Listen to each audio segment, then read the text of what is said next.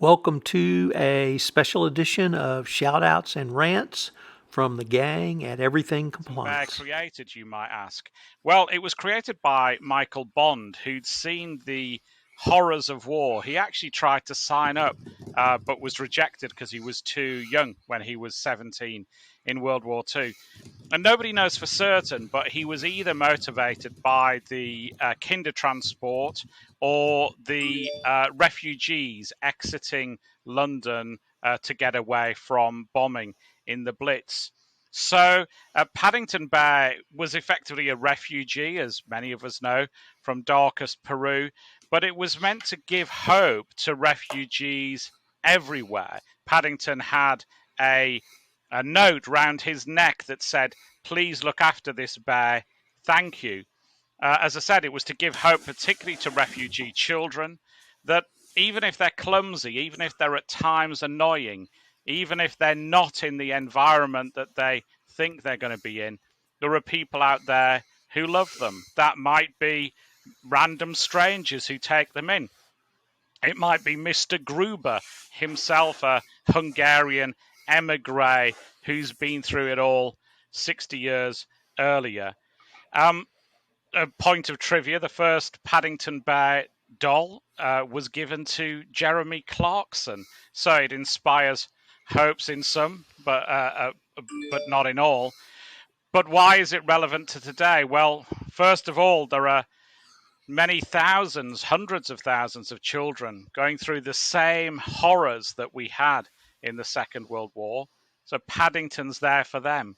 And why do they know about Paddington if they're from Ukraine? Well, of course, because the Paddington movies were shown in the Ukraine.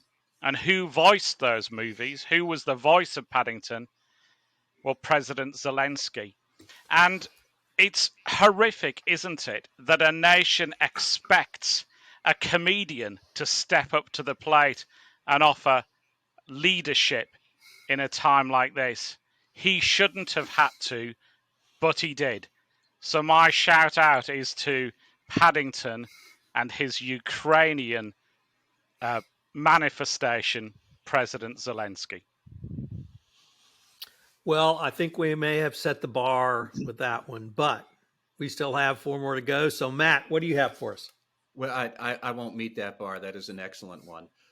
So first, I want to sneak in a quick advertisement. Tom, trust me on this, that this won't be objectionable. But on Wednesday, March 23rd, compliance officers in Boston, if you are watching this, we will be having another Boston compliance meetup. The reason I am promoting it is that Radical Compliance has also turned this into a Ukraine charity relief fundraiser.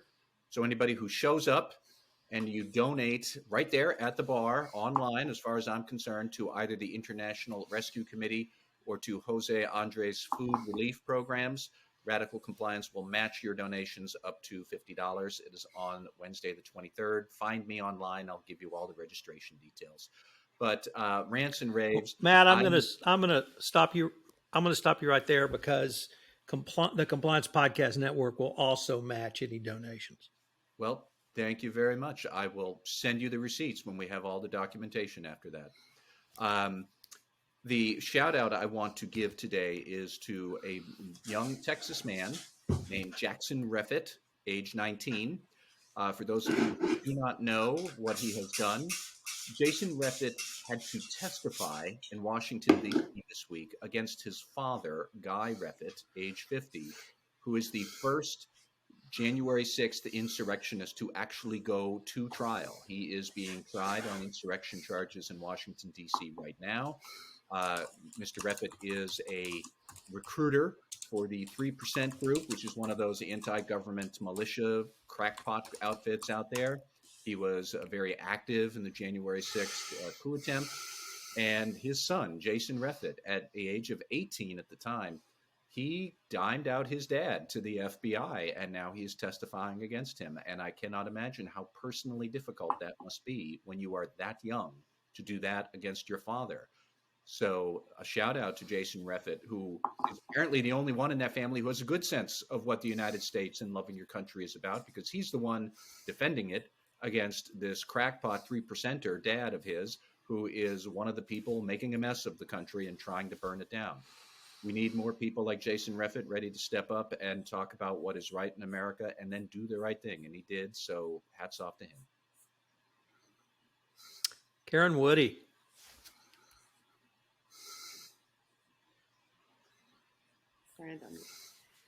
So my shout out today is a somber one that goes along with the theme for today.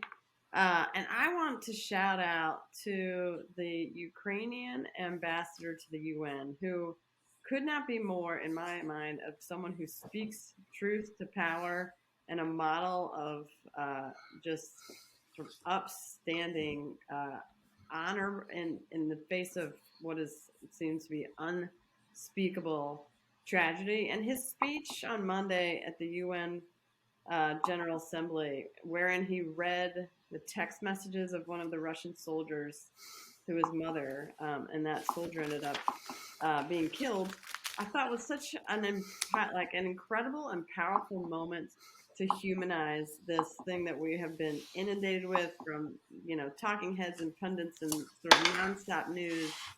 But I just thought, what a powerful way to bring this home in a way that acknowledges that these are people and these are kids. A lot of these being Russian conscripts.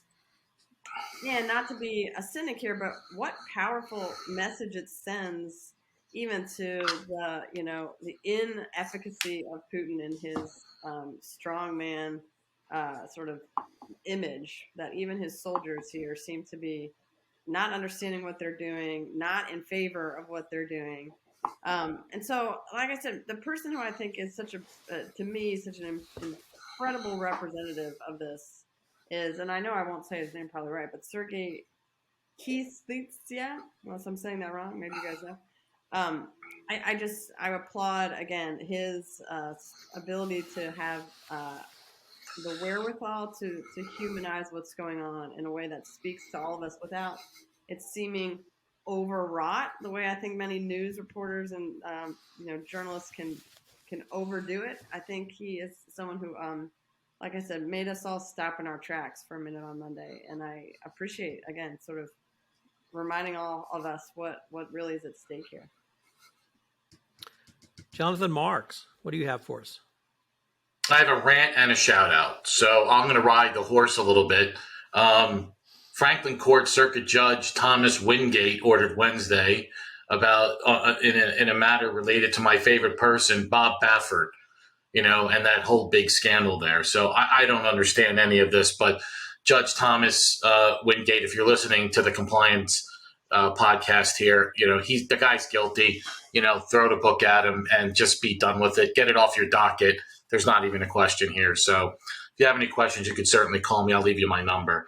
And then my shout out goes to, it doesn't rarely happen, AJ Leone from Lyndhurst High School in New Jersey is a autistic kid that went to school there and was the basketball team manager. And they put him in at the end of the game. And this guy shot the last basket. It was a buzzer beater. And it was just one of those things. If you haven't watched the video yet, it's just unbelievable. And the coach there and the entire high school should be congratulated, for really just embracing this young man and making him part of the school and just making some memorable moments for everyone. Really a heartwarming story. So I'm going to start out my shout out with an announcement, which is, for the first time in my adult life, I voted in the Texas GOP primary. So I can no longer say I've never voted in a GOP primary.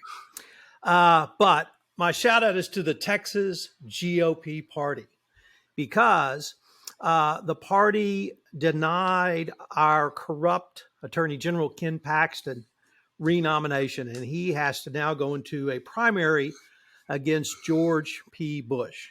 I didn't vote for George P. Bush. I voted for a former Texas Supreme Court justice who I know, Eva Guzman, but she didn't make the runoff. But nevertheless, even the Texas GOP party realized the corrupt nature of Ken Paxton. He's still under criminal indictment. He has violated numerous Texas laws for which courts have upheld against him, and he has refused to follow their orders. So I'm hoping that, and now I get to vote in the GOP runoff because I voted in the GOP primary. So I'll have 2 votes in the GOP primary for my adult life. So shout out to the Texas GOP party. They at least got that one right. So, ladies and gentlemen, thanks so much for this. It's been a somewhat sombering episode, but one that I think everyone needed to talk about, and hopefully it will provide some insights to our listeners on some of the things they can and should do. So, hope you've enjoyed this episode of Shoutouts and Rants from Everything Compliance.